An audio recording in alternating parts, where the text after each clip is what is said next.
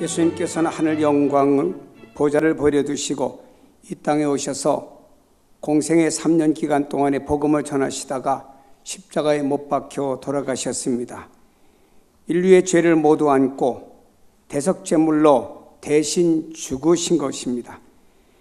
예수님의 장례는 아리마대 요셉이라고 하는 사람이 가정묘지로 파놨던 것을 제공함으로 그곳에 안치되게 되었습니다. 근데 일반인들의 장례와는 좀 다른 것이 있습니다. 예수님의 시신을 장례 지낸 다음에 행하신 몇 가지 일들을 보게 되면은 첫째로 큰 돌을 굴려다가 무덤의 입구를 문을 막았습니다. 함부로 무덤 문을 열 수 없도록 무겁고 큰 돌로 입구를 막았습니다. 혼자서나 몇 사람의 힘으로는 안 될 만큼 엄청 큰 돌로 그 무덤의 입구를 막았습니다. 두 번째로 혹시라도 예수님의 추종자들이 돌을 옮기고 시신을 훔쳐간 다음에 예수님 부활하셨다라고 말할까봐 그곳을 다 띠로물고 거기다가 총독의 도장을 찍어서 임봉해 놓고 이 총독의 도장을 함부로 떼고 돌을 옮기는 자는 중죄를 다루기 위해서 그와 같이 한 것입니다. 세 번째는 군대를 배치하여 무덤을 지키도록 했습니다. 만에 하나라도 예수가 살아난다 해도 무덤 밖으로 한 걸음도 나오지 못하게 하기 위해서 군대를 지키게 한 것입니다.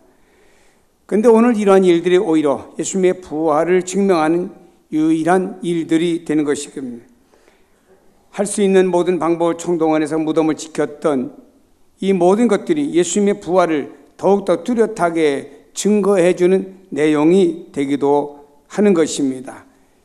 세상 사람들은 예수님에 대하여서 여러 가지 못된 일들을 행했습니다. 그러나 이 땅에 예수님처럼 사랑을 베풀고 또 구제와 그리고 어려운 사람을 돌아봤던 사람이 누가 있겠습니까? 그런 예수님을 사람들은 죄인으로 몰아서 사형시킨 것입니다. 그리고 혹시라도 사태에 대비해서 예수님의 무덤을 원천 봉쇄하고 군대까지 동원해서 지키도록 만든 것입니다. 그러나 세상에 방해하는 일들이 제 아무리 크고 강하고 완벽하다 할지라도 하나님의 일은 누구도 막을 수 없다는 사실을 믿으시기를 바랍니다. 잠언 16장 4절에 말합니다. 여호와께서 온갖 것을 그 쓰임에 적당하게 지으셨나니 악인도 악한 날에 적당하게 하셨느니라고 말씀하셨습니다. 세상의 모든 것들 심지어는 악인까지 악한 날을 위해서 적당하게 지으셨다고 말씀합니다. 그래서 가룟 유다도 지은 것입니다. 여러분, 기독교 역사가 바로 이러한 것들을 증명해 주고 있습니다. 복음이 전파되는 것마다 나라와 그리고 어떤 황제와 민족들이 얼마나 예수 믿는 사람을 핍박하고 가두어두고 그리고 화형시키고 맹수의 밥이 되도록 만들었습니까? 그러나 복음의 불길은 절대로 막지 못했고 복음의 불길은 시들지 않았습니다. 오히려 핍박이 동남풍이 되어서 복음의 불길은 더 환하게 온 땅에 번져나간 줄로 믿습니다. 그한 일을 들어보면 사울이라고 하는 청년이 기독교를 핍박했습니다. 얼마나 열심히 핍박했는지 남녀 가리지 않고 마구 붙잡아서 옥에 가두었습니다. 그의 그러한 선동으로 인해서 사람들이 스데반 집사까지 성 밖으로 내쳐 돌로 쳐 죽이게 되었습니다. 사도행전 8장 3절에 보니 사울이 교회를 잔멸할새 각 집에 들어간 남녀를 끌어다가 옥에 넘겼다고 말씀하고 있습니다. 여기는 사울은 교회를 잔멸하려고 했습니다. 닥치는 대로 감옥에 가두었습니다. 남녀노소 구분하지 않았습니다. 사람들을 핍박했어요. 감옥에다 예수 믿는다고 하는 죄목 때문에 갇히게 된 것입니다. 예루살렘에 이런 핍박이 너무너무 거세지자 디아스포라가 생겨난 것입니다. 믿음 있는 사람들이 더 이상 핍박을 견딜 수가 없기 때문에 예루살렘에서 사방으로 흩어지게 된 것입니다. 사실은 저들이 붙잡히지 않으려고 도망간 것이죠. 그때 빌립이라는 집사도 사마리아 땅으로 도망을 갔습니다. 그런데 보세요. 유대인들은 사마리아 땅을 밟지 않는 땅이었습니다. 이스라엘 지도를 보면 맨 위에는 갈릴리가 있고 중간에 사마리아도가 있고 맨 밑에 유다도가 있습니다. 그런데 유다도에서 갈릴리도를 가려고 하면은요 1시간 거리면 갈 수가 있습니다. 그러나 이 사마리아 사람들은 바로 과거 역사에 보면 아수르 사람들과 혼인해서 이방인의 씨가 그곳에 널려 있다고 해서 순수한 유대인들은 그 땅을 밟지 않았습니다. 왜냐? 더러운 땅이라고 해서요. 그래서 그들은 1시간 거리 갈 수 있는 거리를 갔다가 오히려 빙 돌아감으로 말미암아 하루나 이틀 걸려서 유대에서는 갈릴리도를 가고는 했습니다. 그런 유대 사람들이 밟지 않는 사마리아 땅으로 빌립은 도망을 간 것입니다. 근데 성령께서 빌립의 마음을 강하게 역사하셨어요. 빌립은 거리로 나갔습니다. 사마리아 사람들이 복음을 전하기 시작했습니다. 여러분, 바울이 복음을 전하자 귀신이 떠나갔습니다. 병든 자가 고침받았습니다. 구원 얻는 놀라운 역사의 기적이 일어난 줄로 믿습니다. 복음을 받아들인 여러분과 여러분 가정에도 이런 기적의 역사 일어나기를 주님의 이름으로 축복합니다. 우리는 이 사건을 돌아보며 생각해 보아야 됩니다. 만일에 예루살렘에 핍박이 일어나지 않았다고 하면 빌립이 사마리아 땅으로 갔겠습니까? 아마도 절대로 가지 않았을 것입니다. 그렇다면 핍박은 오히려 사마리아뿐만 아니라 디아스포라에 의해서 온 땅에 복음이 퍼지게 하는데 역사가 일어났고, 온 땅에 퍼질 때마다 우리 하나님께서 그 한 사람 한 사람을 감동해서 성령을 통하여 그들에게 복음을 전하도록 역사하고 쓰임받은 줄로 믿습니다. 그렇습니다.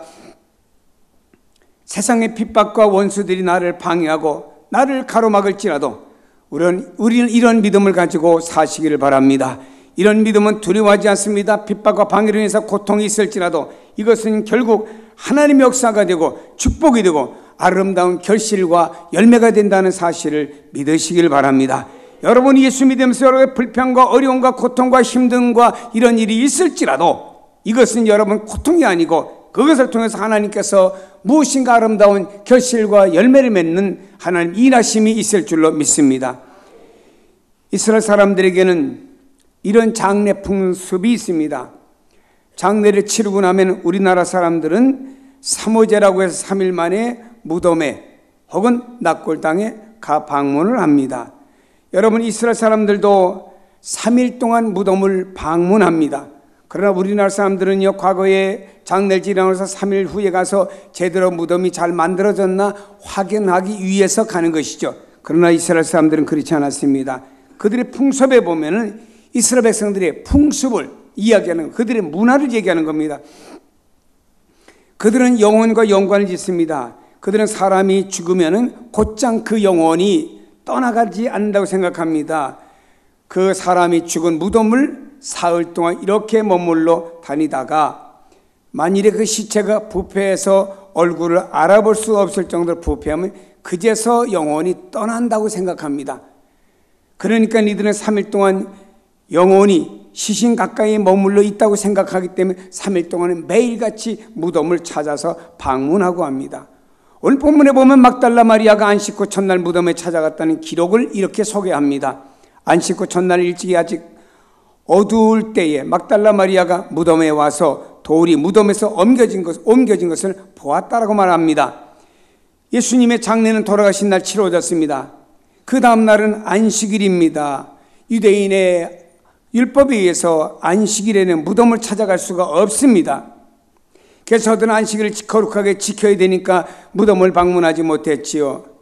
사흘째 되던 날 아침 새벽에 아직 어둠이 깔려있는 그 새벽 시간에 막달라 마리아가 무덤을 찾아간 것입니다. 연약한 여성이 캄캄한 새벽에 무덤을 방문한 것은 쉬운 일이 아닙니다. 남자들도 으시시한 내용 아니겠습니까? 그냥 조금 더 기다렸다가 날이 환하게 밝은 다음에 찾아가도 될 것 아닙니까? 그러나 막달라 마리아는요, 어제는 안식일이 되어서 매일 가는데 무덤을 못 가봤고 그 안타까운 마음을 가지고 안식일이 끝나자마자 먼 동이 트기 전에 그는 무덤을 찾아간 것입니다. 여러분, 이것이 바로 마음이라고 하는 것입니다. 예수님을 얼마나 사랑했으면 이런 용기를 낼 수가 있었을까? 사람이 사랑에는 용기가 납니다. 미스는 사랑이 있지만 왠지 용기가 약해요. 그러나 엄마는 자녀를 사랑하니까 자녀들이 위급에 처할 때 자신도 모르는 용기가 나오는 것입니다. 이건 사랑 때문이라고 하는 것이죠. 한 설에 의하면 막달라 마리아는 창녀로서 7 귀신 들린 여자였습니다. 그녀를 예수님께서 용서해 주시고 깨끗하게 치료해 주셨습니다.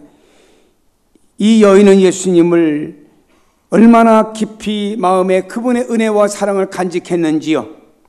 한 번은 예수님께 나가서 비싼 향유를 깨가지고 예수님의 발에 붓고 자신의 머리털로 예수님의 발을 닦아드렸습니다.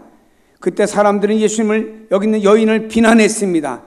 하지만 예수님은 여인의 행동을 크게 칭찬해 줬던 것을 성경에서 봅니다. 그녀의 마음이 흠뻑 주님께서 기뻐하시고 받아주신 거죠. 이처럼 예수님의 사랑을 받았던 여인은 마음속에 주님을 사랑하는 마음이 너무나 가득했습니다. 그때 안식 후 첫날 아직 어두운 시간에 무덤을 여성이 방문하게 된 것입니다. 이 여인은 예수님께서 십자가에 달려 죽으실 때에도 곁에 있었습니다. 장례 치를 때도 곁에 있었습니다. 안식 후 첫날 새벽 아직 어두운 시간에 제일 먼저 무덤에 달려갔습니다. 그래서 부활하신 예수 그리스도를 가장 먼저 만나는 영광을 받은 줄로 믿습니다. 여러분, 바로 사랑은 이렇게 강하고 감동적입니다. 하지만 이 여인의 이런 행동은 100% 칭찬받을 만한 내용은 아니라고 생각합니다. 왜냐? 예수님이 살아계실 때 여러 번 부활에 대한 말씀을 하셨습니다. 근데 마리아는 어떻습니까? 부활하신 예수님을 만나려고 무덤을 찾아간 것이 아닙니다. 혹시라도 부활하겠다고 말씀하셨으니 부활할지도 모르겠다라고 생각하고 그런 기대감 속에 무덤을 찾아간 것도 아닙니다. 마리아는 단지 예수님을 보고 싶어서 무덤을 찾아갔습니다. 그분의 시신에 향품이라도 발라드리고 싶은 그런 마음을 가지고 무덤에 찾아갔습니다. 여러분, 그 여인은 부활에 대한 신앙에 투철하지 않았습니다. 온전하지는 않았습니다. 그러나 그 여인 마음속에는 주님을 향한 뜨거운 사랑이 있었던 거예요. 그 사랑으로 부활하신 주님을 가장 먼저 만나는 영광을 받으신 줄로 믿습니다. 여러분, 우리의 신앙을 한번 돌아보시기 바랍니다. 온전하신가요? 과연 칭찬드릴 만한 여러분의 믿음이라고 생각을 하십니까? 우리 스스로 생각할 때 내 믿음은 부족해, 연약해, 이런 고백할 수밖에 없는 우리의 믿음 아닙니까? 그러나 정말로 우리 안에 중요한 것이 있어요. 내 마음속에서 주님을 얼마나 사랑하느냐, 이 말입니다. 내 마음속에 주님을 얼마나 사모하느냐, 이런 말이에요. 여러분, 우리가 형식적으로 금식하고 우리가 모든 걸 다 지킬지라도 우리의 마음속에 주님을 사랑하는 마음이 없으면 주님께서 우리의 마음을 보시고 과연 기뻐하시겠냐, 이 말이에요. 형식보다 더 중요한 것은 내 마음속에 주님을 사랑하는 뜨거운 마음, 심장이 중요한 겁니다. 이 마음과 이 믿음이 이 믿음을 가지고 우리는 살아가야 될 것이고, 이 마음을 주님께서 아름답게 받아주시고 더욱 은혜를 베풀어 주신다는 사실을 믿으시기를 바랍니다. 마리아가 어두운 새벽에 무덤을 찾아갔을 때 그녀가 처음 목격한 것은 무덤의 돌문이 열려있는 장면이었습니다. 그 무거운 돌이 옮겨진 것을 보고 깜짝 놀랐죠. 예수님의 시신이 없어진 것을 보고 더더욱 놀랐습니다. 얼마나 놀랐겠습니까? 후들대는 다리를 가지고 베드로와 요한에게 달려갑니다. 성경은 말합니다. 시몬 베드로와 예수께서 사랑하시던 그 다른 제자에게 달려가서 말하되, 사람들이 주님을 무덤에서 가져가 어디에 두었는지 우리가 알지 못하겠다라고 말했습니다. 거기서 마리아의 지혜로움을 우리는 발견해 볼 수가 있습니다. 그녀는 예수님의 시신이 없어진 상황에서 주저앉아 그냥 눈물만 흘리고 앉아있지를 않았습니다. 서둘러서 베드로에게 달려가서 이 사실을 고했습니다. 베드로는 누군가요? 비겁하게 예수님을 3번이나 부인하고 침을 뱉으며 저주까지 했던 주님의 제자 아닙니까? 그렇지만 마리아는 베드로에게 달려갔습니다. 예수님이 베드로를 얼마나 사랑하셨는지, 아꼈는지를 알고 있기 때문입니다. 예수님이 베드로를 수제자로 인정했던 것을 마리아는 잘 알고 있었기 때문에 먼저 누구에게? 베드로에게 달려갔습니다. 베드로와 예수께서 사랑하시던 다른 제자에게 달려가 말하되라고 했습니다. 다른 제자는 바로 사도 요한을 가리킵니다. 요한은 요한복음을 저술한 사람이고 자신이 잘했던 모습을 기록할 때에는 늘 자신의 이름을 거론하지 않고 예수께서 사랑하시던 제자라고 표현을 했습니다. 사도 요한은 자기가 주님을 위해서, 아니 좋은 일을 위해서 모든 일을 잘하고는 나 사도 요한이 한 거야 라고 말하지 않았습니다. 그는 말하기를 예수께서 사랑하시던 제자가 이런 일을 했다. 그럼 사람들은 예수께서 사랑하던 제자가 누구냐라고 의문점을 갖겠지만 그렇게 자기 자신을 숨겼더라고 하는 것입니다. 여러분, 우리가 사도 요한의 이런 모습을 본받아야 됩니다. 우리는 요만한 것을 해놓고는 내 이름을 내려고 했습니다. 내 이름이 나지 않으면 섭섭병 듭니다. 우리는 나 자신을 낮출 줄 알고 겸손할 줄 아는 성품이 귀한 시대에 우리가 살고 있습니다. 비록 내가 했을지라도 사도 바울은 자기가 삼층천에 올라가서 하나님 나라의 영광을 배웠지만 내가 올라갔다고 내가 40일 기도하다가 내가 천국 갔다고 자기 이름을 가지고 다니면서 온 동네방네 간증하거나 말씀을 전하지 않았습니다. 내가 주님 안에 아는 한 친구가 있는데 이것에 대해서 보았다고 내게 말해서 나도 당신들에게 전하는 것이다. 얼마나 바울의 겸손인가요? 자신이 잘한 일에 대해서는 겸손이 덕망이에요. 사람은 덕이 있을 때 인정을 받게 되고 높임을 받게 된다는 사실을 기억하시기를 바랍니다. 신앙이 없어졌다면, 마리아 말을 듣고 그 시신이 없어졌다고 하면은요, 마리아의 말을 듣고 그 시신이 없어졌다는 얘기를 듣고는 마리아, 그가 전해주는 말 듣고 베드로와 요한이 달려갑니다. 그러나 베드로는 나이가 좀 있었어요. 달리는 속도가 느렸죠. 젊은 요한이 먼저 탁 뛰어서 무덤에 갔습니다. 근데 요한은 몸을 굽히려 갖고 무덤 안을 삐끔히 들이다 보았습니다. 그리고 세마포 놓인 것을 보았지만 무덤 안으로 먼저 들어가지는 않았어요. 왜 그럴까요? 여기서 저는 한번 이런 상상을 해봤습니다. 요한이 먼저 들어갈 수도 있는데 겁이 많아서 안 들어갔을까? 그는 잠시 있다가 베드로가 나이가 있으니까 늦게 무덤에 도착했습니다. 그리고 나서 베드로가 먼저 들어간 다음에 사도 요한은 뒤를 따라 들어갔습니다. 여기서 우리는 요한의 성품을 하나 또 하나 발견해 볼 수 있습니다. 요한복음을 자신이 기록하고 있는데도 그는 베드로가 먼저 예수님의 문 안으로 들어갔다고 기록하면서 베드로를 높여주는 내용입니다. 측은하면은 자기가 먼저 들어갔든지 아니면은 자기가 와서 먼저 무덤 안을 들여다봤으니까 자기가 요한복음을 쓸 때 내가 제일 먼저 와서 무덤 안을 내가 들여다봤고 세마포를 보았다라고 말할 수도 있잖아요. 그러나 그는 그러지 않았습니다. 무덤을 삐끔히 들여다만 보고 베드로가 왔을 때 베드로님 먼저 들어가세요 라고 들어간 다음에 자기는 뒤따라 들어갔다고 하는 것입니다. 얼마나 아름답고 멋진 겸손인가요? 여러분, 여기서 우리는 알 수 있습니다. 누구의 이런 요한의 아름다운 성품. 우린 지난 한 주간 동안 한 끼 내지 두 끼 혹은 얼마 기간을 금식하며 지나왔습니다. 근데 여러분, 나 금식했어 한 주간. 나 이거 참 금식하다 보니 힘들대. 그때 주님의 고난이 조금 체험되어졌어. 이것으로 끝나면 아무런 의미가 없습니다. 우린 진정한 금식할 것이 있습니다. 무엇을 금식해야 됩니까? 비판을 금식하고 칭찬의 만찬을 즐겨야 됩니다. 혈기를 금식하고 온유함의 만찬을 즐겨야 됩니다. 질투를 금식하고 사랑의 만찬을 즐겨야 됩니다. 거짓을 금식하고 진실의 만찬을 즐겨야 됩니다. 자기 핑계를 금식하고 책임의 만찬을 즐겨야 됩니다. 불만을 금식하고 감사의 만찬을 즐겨야 됩니다. 이기심을 금식하고 섬김의 만찬을 즐겨야 됩니다. 의심의 모든 내용을 금식하고 믿음의 만찬을 즐겨야 됩니다. 여러분, 우리는 이것을 잊고 오히려 반대 것을 금식하면서 수없이 활용하며 살아왔다라고 하는 것입니다. 여러분, 먹거리 같은 양이나 기도나 헌금의 수가 아닙니다. 진실한 삶의 질과 사랑의 면목을 드러내야 됩니다. 우리는 성령의 감동 가운데 이런 삶을 살아가야 될 줄로 믿습니다. 사랑하는 성도 여러분이요, 우리는 덕목이 우리에게 필요합니다. 제자들이 무덤 안을 들어가 보았을 때 세마포가 있었고 머리에 싼 수건은 딴 곳에 있었습니다. 이 내용에 대해서 이렇게 말합니다.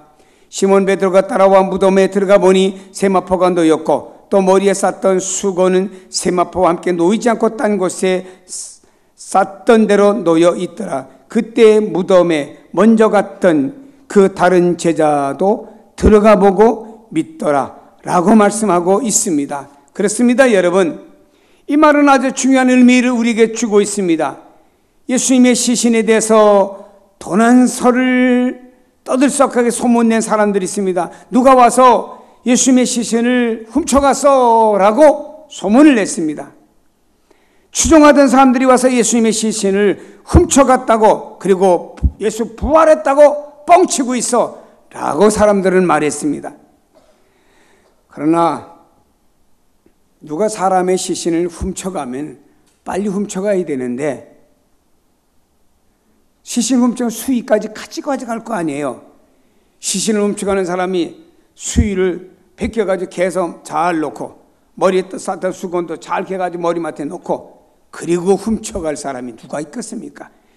여러분, 이것만 보아도 도난설이 틀렸다고 하는 것을 우리에게 설명해 주는 내용이 될 것입니다. 무덤에서 예수님의 시신이 없어진 것을 제자들이 확인했습니다. 그리고 모두 돌아갔습니다. 하지만 그곳에 남아서 한 여인이 하염없이 눈물을 흘리며 울고 있습니다. 바로 어두운 새벽에 무덤을 찾아왔던 막달라 마리아였습니다. 예수님의 시신이 없어졌으니 망연자실에 주저앉아 눈물만 흘릴 뿐입니다. 그러다가 못내 아쉬워서 몸을 굽히려 걸어가지고 무덤 안을 이렇게 들여다봤죠. 그때 두 천사가 그리고 예수님이 계신 것을 보게 되었어요. 그러나 그는 예수님인 것을 알아보지를 못했습니다. 마리아는 그분이 동산을 관리하는 관리인인 줄 알았습니다. 마리아는 절박한 마음으로 그 동산지기 관리인에게 당신이 예수님의 시신을 옮겼거든 내게 알려주소서. 그리하면 내가 예수님의 시신을 가져가리이다. 자기는 예수님의 시신에는 오로지 관심 있는 거예요. 마리아는 예수님 부활했다고 하는 상상도 못했습니다. 예수님을 보고도 알아보지 못했어요. 왜 그랬을까요?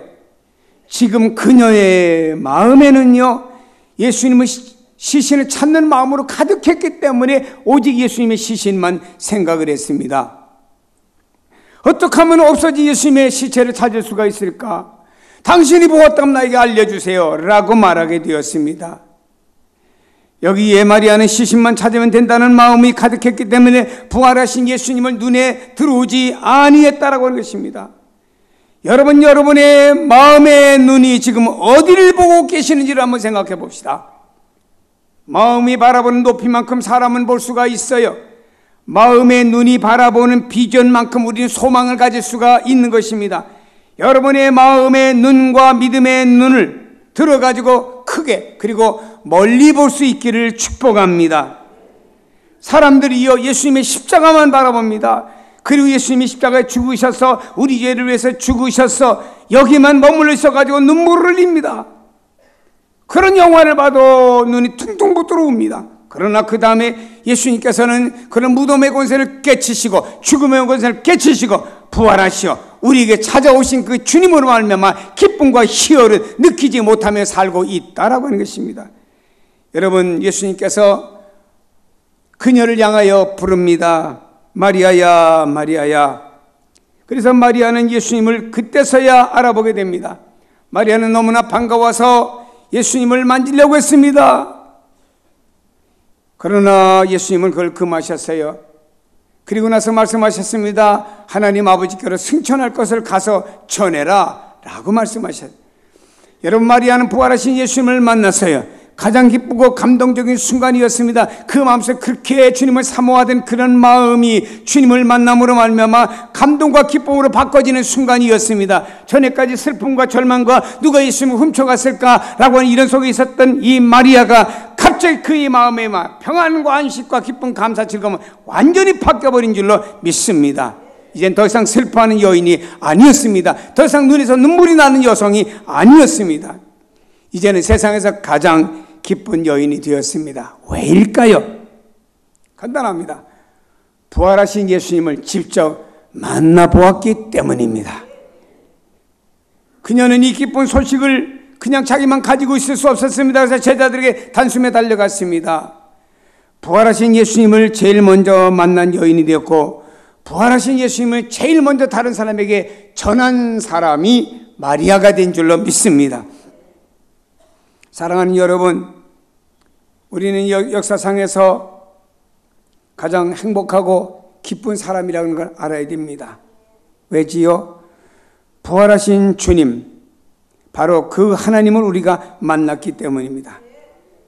여러분, 주님께서 말씀하십니다. 내가 너희의 부활의 보증이 되기 위해서 첫 열매가 되었다.